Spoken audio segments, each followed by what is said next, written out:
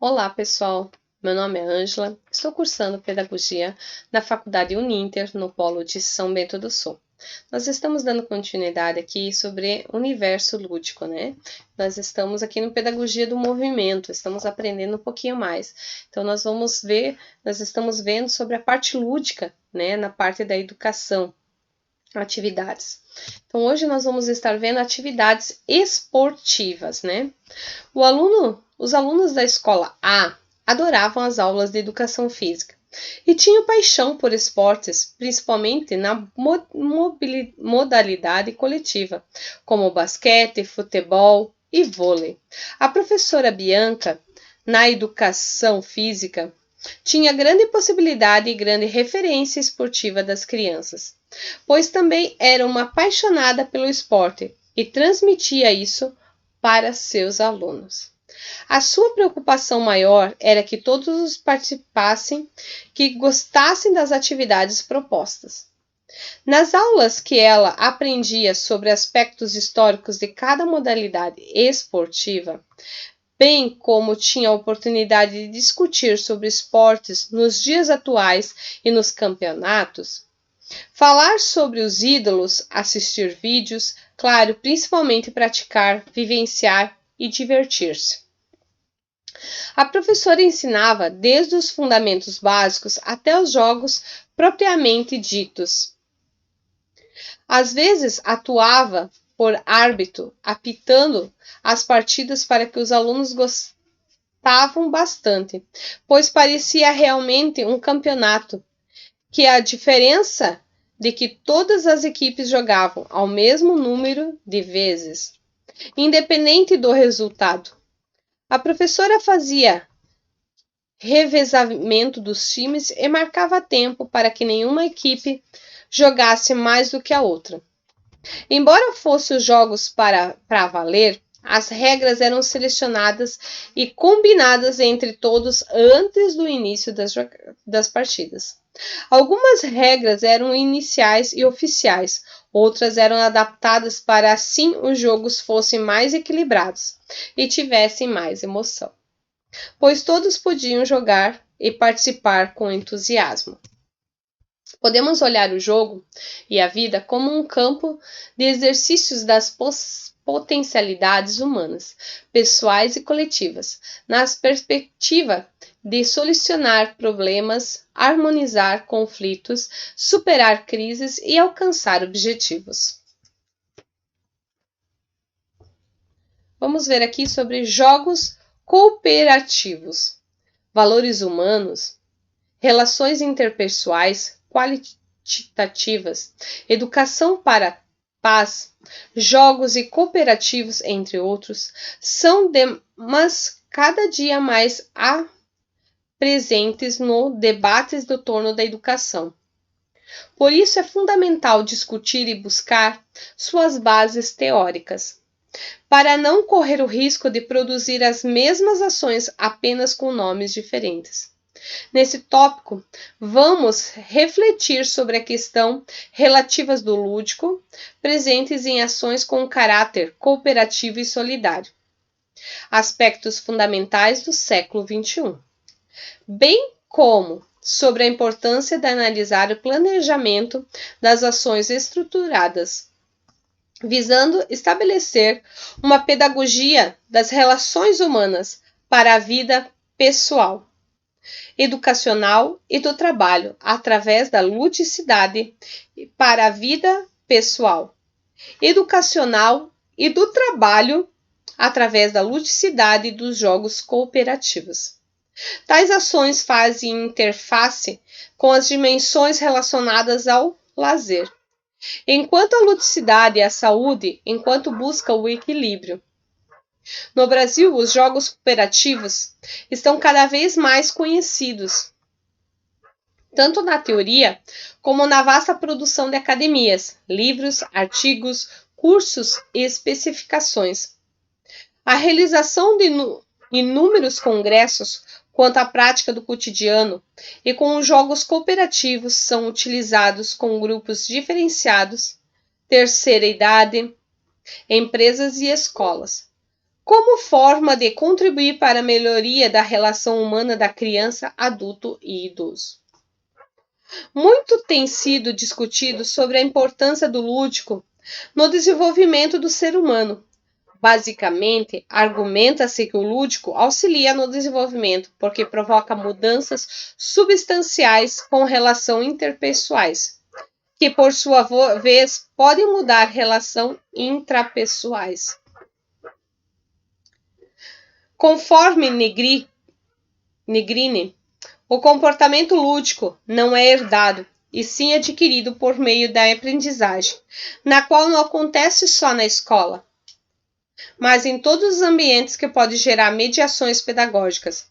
A atividade lúdica serve de mediação entre o mundo relacional e o mundo simbólico. Mundos quais se inserem em todo o comportamento humano.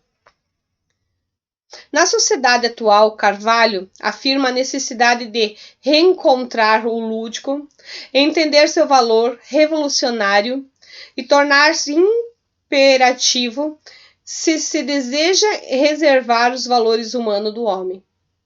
Acabamos muitas vezes sofrendo efeitos de atitudes dominadoras diariamente, tomando-nos de rivais um dos outros no trânsito, no supermercado, no trabalho, na fila e até mesmo nas escolas, dentro e fora da sala de aula.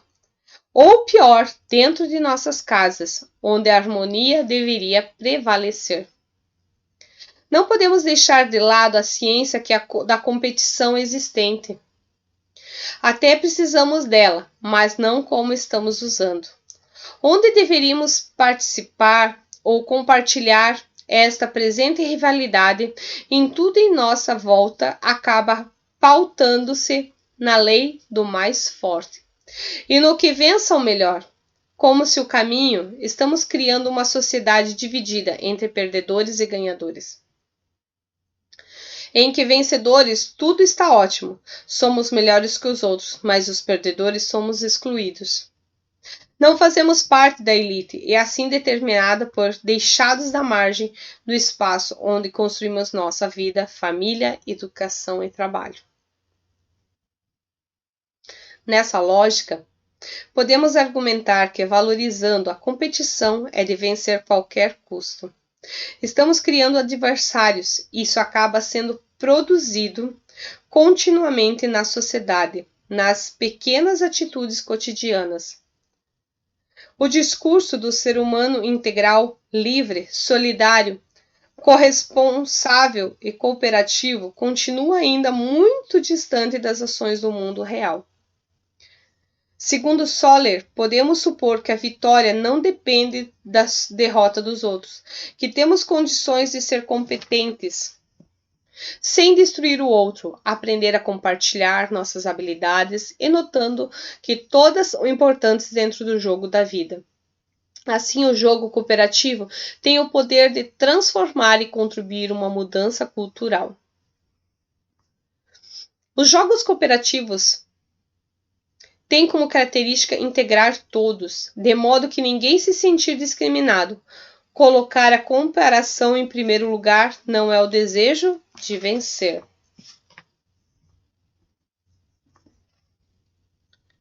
O jogo vai muito além do que pode ser visto no plano físico, sendo de forma que os jogadores o comportam, reflete a maneira como jogam o jogo da vida.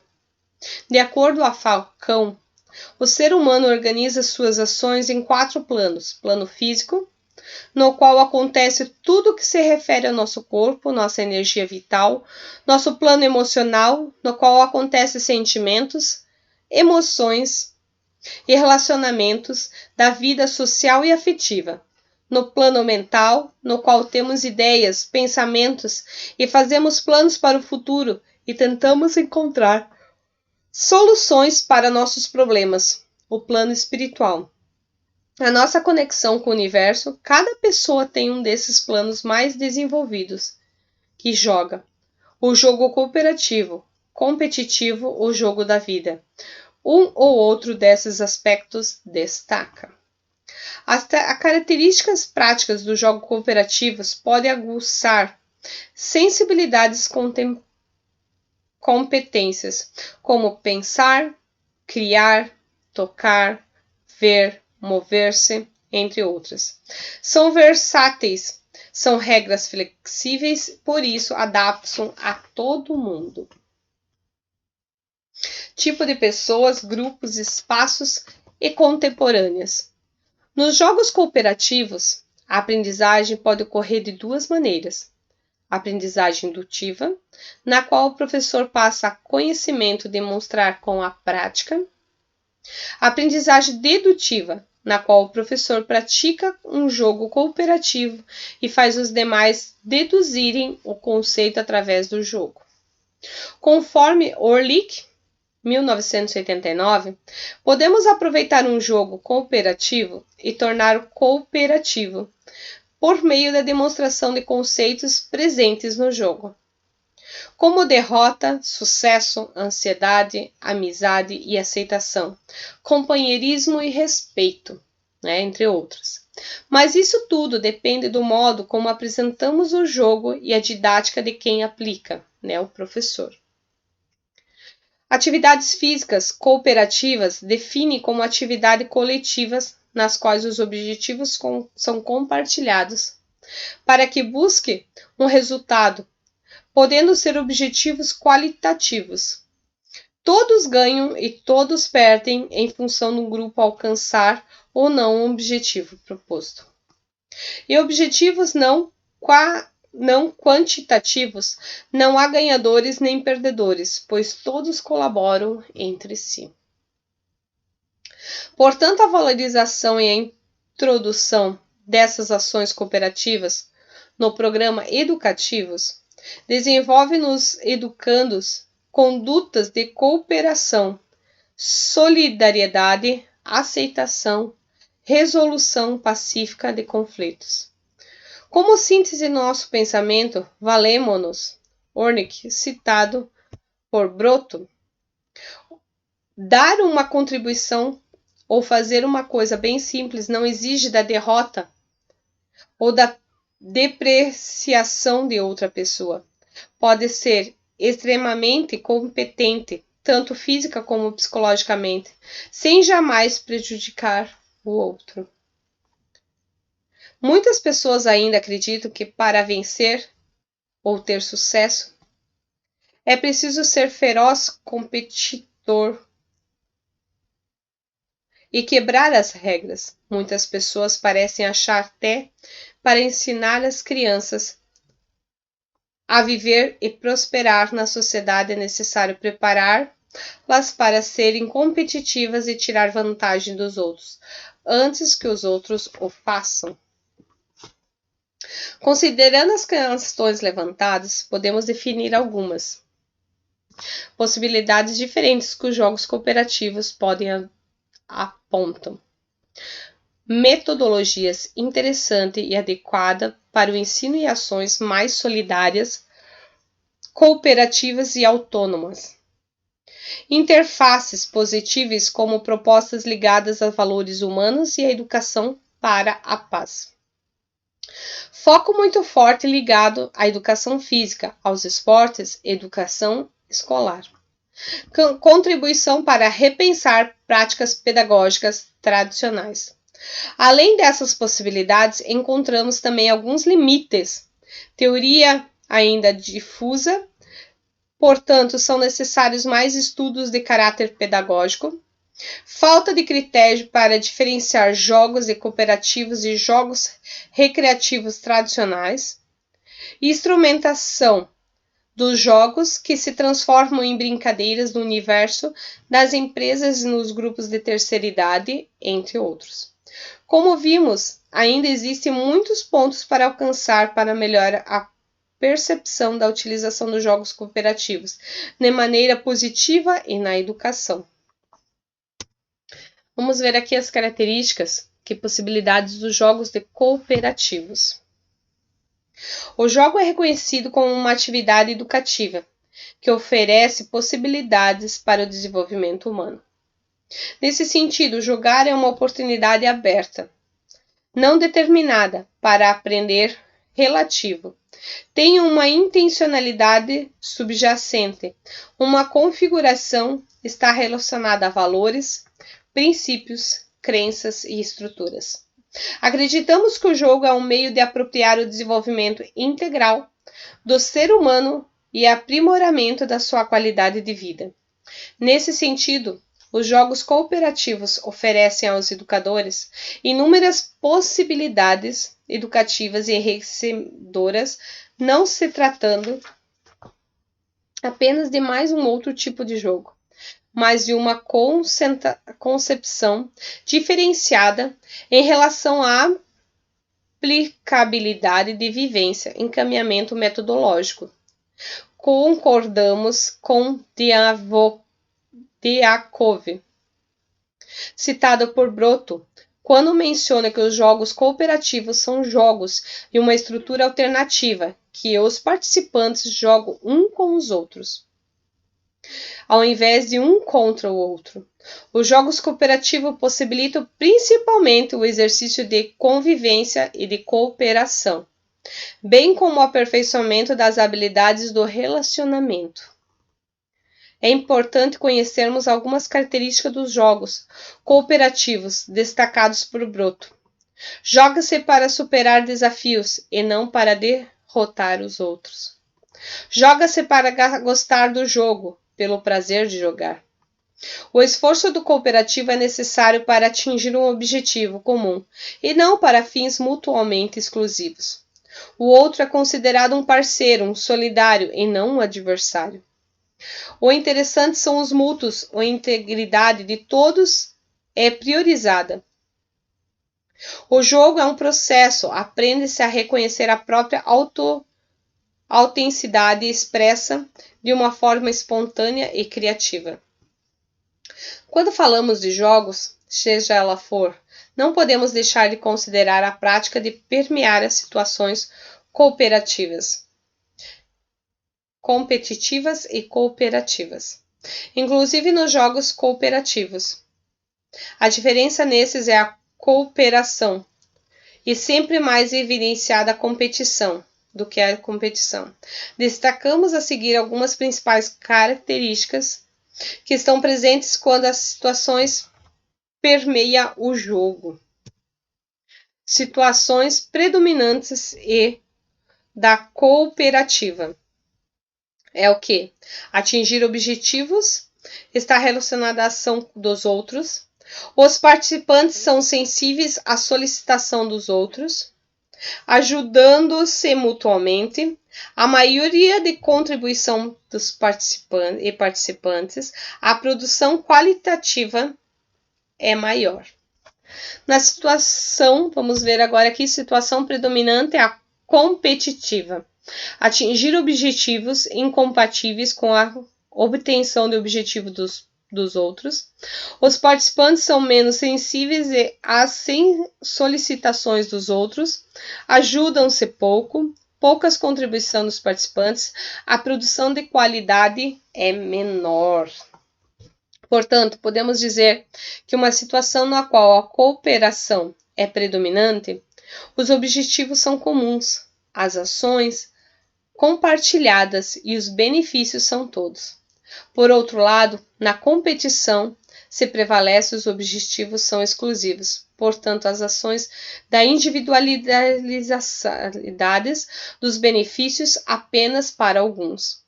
Como vimos ao longo desse capítulo, os jogos são elementos educacionais importantes.